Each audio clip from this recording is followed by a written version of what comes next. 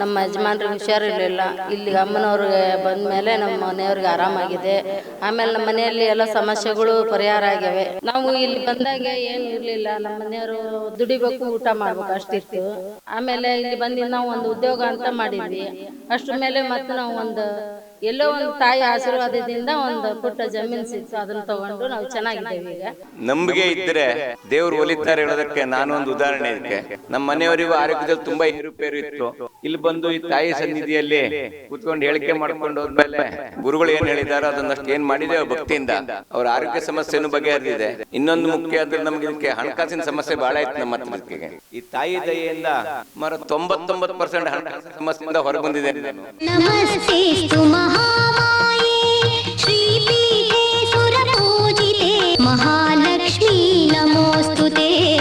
ವೀಕ್ಷಕರೇ, ಕರ್ನಾಟಕದಲ್ಲಿರುವ ಎಲ್ಲ ಪ್ರಸಿದ್ಧ ದೇವಸ್ಥಾನಗಳನ್ನು ನಿಮಗೆ ಪರಿಚಯ ಮಾಡಿಸುವುದೇ ನಮ್ಮ ಉದ್ದೇಶ. ಟಿವಿ ಕನ್ನಡ. ಈಗ ನಾವು ನಿಮಗೆ ಪರಿಚಯ ಮಾಡಿಸಲು ಹೊರಟಿರುವ ದೇವಸ್ಥಾನ ಶಿವಮೊಗ್ಗ ಜಿಲ್ಲೆ ಶಿಕಾರಿಪುರ ತಾಲೂಕು ಬಿಳಿಕಿ ಪೋಸ್ಟ್ ಕಾನಹಳ್ಳಿ ಗ್ರಾಮದಲ್ಲಿರುವ ಶ್ರೀ ಮಹಾಲಕ್ಷ್ಮಿ ದೇವಸ್ಥಾನ. ಇಲ್ಲಿ ಅಮ್ಮನವರು ನಮಗೆ ನುಡಿ ಅಂತ ಹೇಳಿದ್ರೆ ಯಾರಿಗೂ ದೈವ ಆಹ್ವಾನ ಆಗುವಂಥದ್ದಾಗಲ್ಲ. ಏನೋ ಒಂದು ದೇವಿ ಮಾತಾಡಕ್ಕೆ ಬರಲ್ಲ ಅನ್ನುವಂಥ ಉದ್ದೇಶಕ್ಕೆ ನಮ್ಮನ್ನು ಈ ಕ್ಷೇತ್ರದಲ್ಲಿ ಆಯ್ಕೆ ಮಾಡ್ಕೊಂಡು ನಮಗೆ ನುಡಿ ಹೇಳಿಸುವಂಥ ಒಂದು ವ್ಯವಸ್ಥೆ ಮಾಡಿದೆ. ಅಂದರೆ ಪ್ರಶ್ನೆ ಅವ್ರು ಏನು ಕೇಳ್ತಾರೋ ಅದಕ್ಕೆ ಉತ್ತರ ಹೇಳುವಂಥ ಒಂದು ಶಕ್ತಿಯನ್ನು ನಮಗೆ ದೇವಿ ಒಂದು ಆಜ್ಞಾಪನೆ ಮೂಲಕ ಕೊಟ್ಟಿದ್ದಾರೆ. ಅಂದರೆ ಎಲ್ಲೋ ಆಗುವಂಥ ಒಂದು ವಿಚಾರವನ್ನು ದೇವಿ ಈ ಕ್ಷೇತ್ರದಲ್ಲಿ ನಮಗೆ ಕಣ್ಣಿಗೆ ಕಾಣಿಸಿ ಆ ಸೂಕ್ತವಾಗಿರುವಂಥ ಒಂದು ಪ್ರಶ್ನೆಗೆ ಒಂದು ಉತ್ತರ ಕೊಡಿಸುವಂಥ ಶಕ್ತಿ, ಒಂದು ಮಾರ್ಗದರ್ಶನವನ್ನು ತಾಯಿ ನಮಗೆ ಅವಕಾಶವನ್ನು ಕೊಟ್ಟಿದ್ದಾರೆ. ಅಂದರೆ ಏನೋ ಒಂದು ಅವ್ರ ಮನೆಯ ವಿಚಾರದಲ್ಲಿ ಏನೋ ಒಂದು ಸಮಸ್ಯೆ ಆಗಿದ್ದರೂ ಕೂಡ ಆ ಸಮಸ್ಯೆಯನ್ನು ಒಂದು ವ್ಯಕ್ತಪಡಿಸಿ ನಮಗೆ ಬಾಯಿಂದ ಹೇಳಿಸುವಂಥ ಒಂದು ಅವಕಾಶವನ್ನು ಕೊಟ್ಟಿದ್ದಾರೆ. ಈ ಕ್ಷೇತ್ರದಲ್ಲಿ ಯಾರು ಬಂದಿದ್ದಾರೋ ಪ್ರತಿಯೊಬ್ಬರು ಕೂಡ ಒಳ್ಳೆಯದಾಗಿರೋಂಥದ್ದು, ಮಕ್ಕಳಾಗದೇ ಇರುವಂಥವ್ರು ಇಲ್ಲಿ ಬಂದಂಥವ್ರಿಗೆ ಒಂದು 500ರಿಂದ 600 ಜನಕ್ಕೆ ಮಕ್ಕಳಾಗಿದೆ. ಒಂದು 10-15 ವರ್ಷಗಳ ಕಾಲ ಮಕ್ಕಳಾಗದೇ ಇದ್ದಂಥವ್ರಿಗೆ ಬೇಕಾಷ್ಟು ಜನಕ್ಕೆ ಮಕ್ಕಳಾಗಿದೆ. ಈಗ ನಮ್ಮ ಪಕ್ಕದ ಮನೆಯವರಿಗೆ ಆಗಿರಲಿಲ್ಲ, ಅವರಿಗೂ ಕೂಡ ಇಲ್ಲಿ ಮಕ್ಕಳಾಗಿದ್ದು ನಾವೇ ಹೋಗಿ ಅವರಿಗೆ ಪ್ರಥಮದಲ್ಲಿ ವಿಷ್ಣು ಅಂತೇಳಿ ಹೆಸರಿಟ್ಟು ಅವ್ರಿಗೂ ಕೂಡ ಒಳ್ಳೇದು ಮಾಡಿಕೊಟ್ಟಿದ್ದೀವಿ.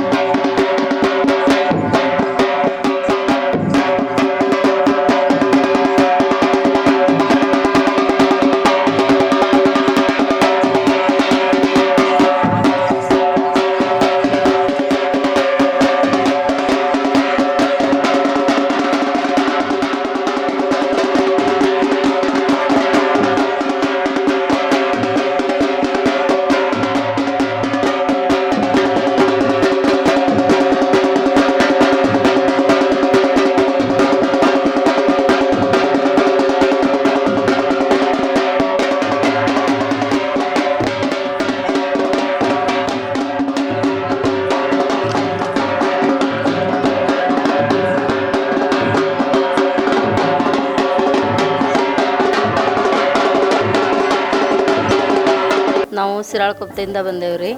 ನಮ್ಮ ಯಜಮಾನ್ರಿಗೆ ಹುಷಾರಿರಲಿಲ್ಲ.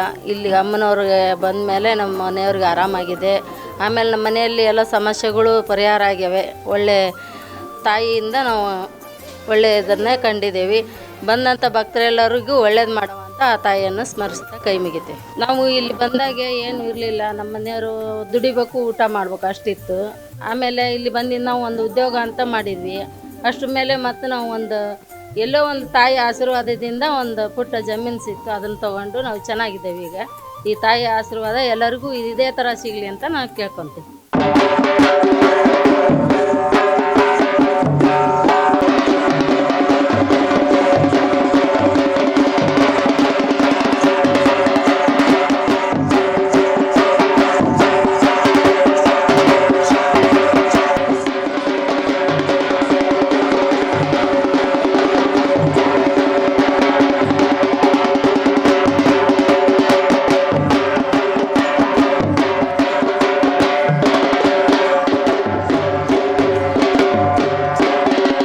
ಶಿರಸಿ ಮೂಲತದವ್ರು ನಾವು, ಅಲ್ಲಿಂದ ಬಂದಿದ್ದೇನೆ ಇವತ್ತು ನಾ ಇಲ್ಲಿಗೆ. ಮನುಷ್ಯನಿಗೆ ಭಕ್ತಿ ಭಾಳ ಮುಖ್ಯ. ನಂಬಿಕೆ ಇದ್ದರೆ ದೇವರು ಒಲಿತಾರೆ ಹೇಳೋದಕ್ಕೆ ನಾನು ಒಂದು ಉದಾಹರಣೆ ಇದಕ್ಕೆ. ನಮ್ಮ ಮನೆಯವರಿಗೂ ಆರೋಗ್ಯದಲ್ಲಿ ತುಂಬ ಏರುಪೇರು ಇತ್ತು.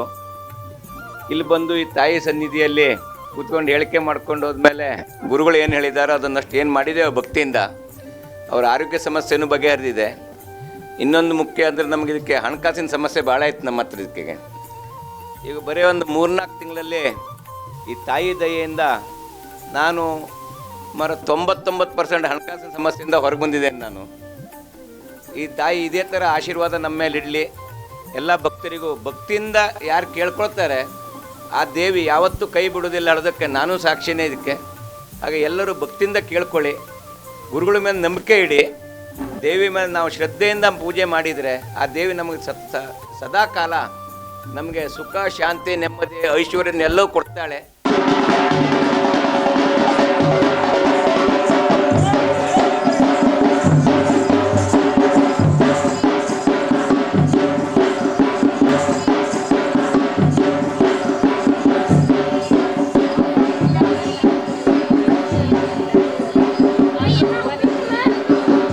ಶಶಿಧರ ಮುಕುಟಂ ಪಂಚವಸ್ತ್ರಂ ತ್ರಿನೇತ್ರಂ ಶೂಲಂ ವಜ್ರಂ ಶಖಡ್ಗಂ ಹರಿಷ್ಮಾವೈದಂ ದಕ್ಷಭಾಗ್ಯಂತಂ ನಾಗಂ ಪಾಸಂಜಗಂಡಂ ಪಳದಿತಾಂ ಸಾಕೋಂ ಶಿವಾಮಭಾಗೆ ನಾನಾಲಂಕಾರದೀಪ್ತಂ ಸ್ಫಟಿಕನಿಪಂ ಪಾರ್ವತೀಶಂ ನಮಾಮಿ.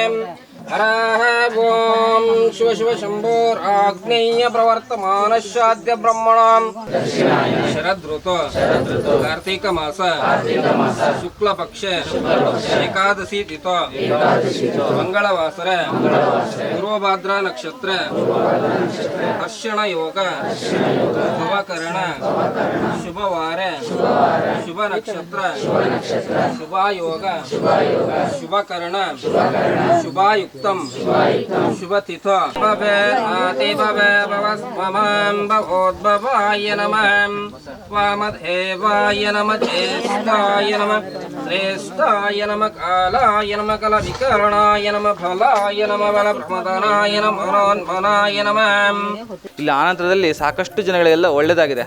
ಆರೋಗ್ಯ ಸಮಸ್ಯೆಯಲ್ಲಿ ಮಾತ್ರ 100% ಎಂಥದ್ದೇ ಸಮಸ್ಯೆ ಬಂದಿರಲಿ, ಮೊಣಕಾಲಿನಿಂದ ಹಿಡಿದು ಎಂಥದೊಂದು ಕಾಯಿಲೆಗಳು ಕೂಡ ಬಂದರೂ ಕೂಡ ಚರ್ಮ ವ್ಯಾಧಿಗಳು ಅಂತೇಳಿ ಇರ್ತದೆ. ಈ ಕ್ಷೇತ್ರದಲ್ಲಿ ನಾಗದೇವತೆ ಇಲ್ಲಿ ಪ್ರಸನ್ನರಾಗಿರುವಂಥದ್ದು. ಅಂದರೆ ಇಲ್ಲಿ ಮೆಟ್ಲುಗಾಲದಲ್ಲಿ ದೇವರು ಸಿಕ್ಕಿರುವಂಥ ಕಾರಣಕ್ಕೋಸ್ಕರ ಇಲ್ಲಿ ಮೆಟ್ಲನಾಗ ಅಂತೇಳಿ ನಾವು ಪೂಜೆ ಮಾಡ್ತಾ ಇದ್ದೀವಿ.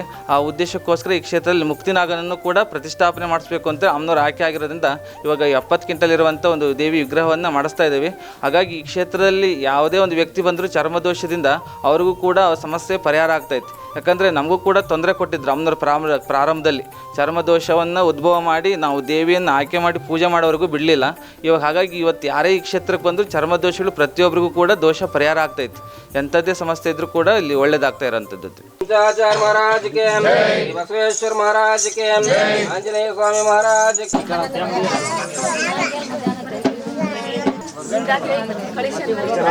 ಇಲ್ಲಿ ಸ್ವಾಮಿರೇ ಇಲ್ಲದನ್ರಿ ಇಲ್ಲದವ್ರಿ ಇಲ್ಲದೇನು ತ್ರ್ಯಂಬಕಂ ಯಜಾಮಹಂ ಸುಗಂಧಿಂ ಪುಷ್ಟಿವರ್ಧನಂ ಓರ್ವಾರಕಮಿವ ಪುಷ್ಯಾಮಾಮೃತಾತ್ ಪರಮಾನಂದ ಸೌರಭ್ಯಂ ಪರಿಪೂರ್ಣದಿಗಂಧರಂ ಪ್ರಾಣಪರಂ ಗಂಧಂ ಕೃಪಾಯ ಪರಮೇಶ್ವರಾಂ ತ್ವರೇಯವನ ಸಂಭೂತಾನಾಂ ನಾನಾಗುಣಸಮನ್ವಿತಂ ಆನಂದಂ ಭವಾಮಿ ಸಹಿತಂ ಕರ್ಪೂರದೀಪಂ ದರ್ಶಯಾಮಿ.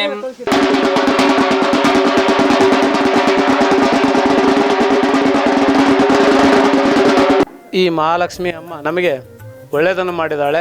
ನಮ್ಮ ಎಳೆ ಮಗಳಿಗೆ ಒಂದು ಮಗು ಆಗಲಿ ಅಂತ ಬೇಡ್ಕೊಂಡಿದ್ವಿ.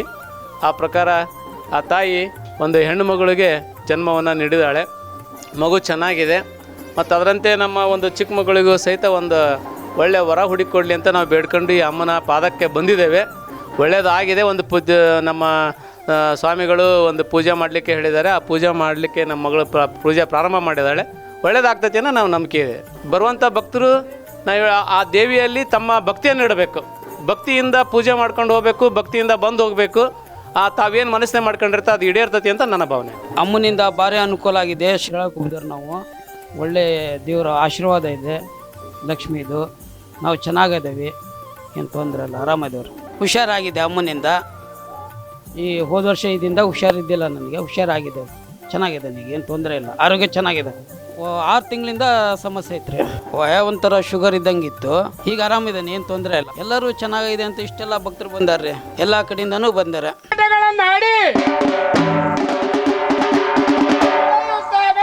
ಮದುವೆಯ ವಯಸ್ಸಿಗೆ ಬಂದ ಮೇಲೆ ನಾಡಿನ ನಾನಾ ಮೂಲೆಯಿಂದ ಕನ್ಯಾರತ್ನವನ್ನು ಹುಡುಕಿ ತಂದು ಕೈ ಮೇಲೆ ಕೈ ಇರಿಸಿ ತಂಗಿನ ಫಲವಿರಿಸಿ ಹಾಲು ತುಪ್ಪವನ್ನೆರೆದು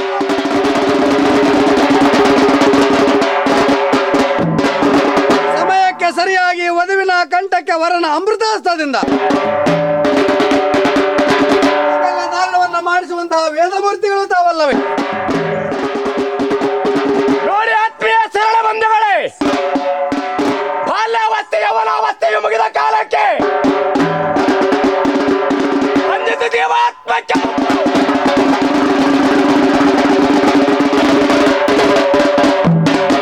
ನಾನು ಸಿರ್ಸಿಂದ ಬಂದಿದ್ದೇನೆ. ಗಣಪತಿ ಅಂತ ನನ್ನ ಹೆಸರು. ನನಗೆ ಮನೆಯಲ್ಲಿ ಭಾಳ ಸಮಸ್ಯೆ ಇತ್ತು.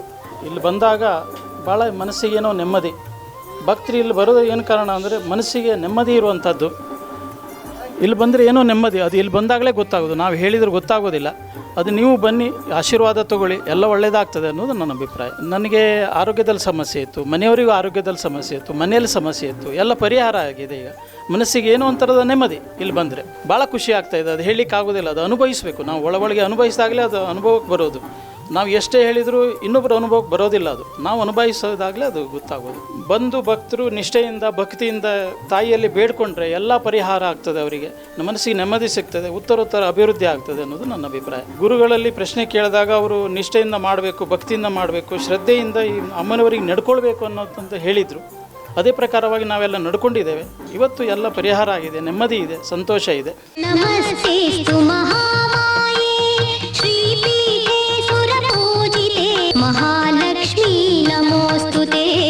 ನೋಡಿದ್ರಲ್ಲ ವೀಕ್ಷಕರೇ, ಶ್ರೀ ಮಹಾಲಕ್ಷ್ಮಿಯ ಅನುಗ್ರಹ ಆಶೀರ್ವಾದ ನಿಮ್ಮ ಮೇಲೆ ಸದಾ ಇರಲೆಂದು ಟಿವಿ ಕನ್ನಡ ವಾಹಿನಿಯಿಂದ ಪ್ರಾರ್ಥಿಸಿಕೊಳ್ಳುತ್ತೇವೆ. ಧನ್ಯವಾದಗಳು.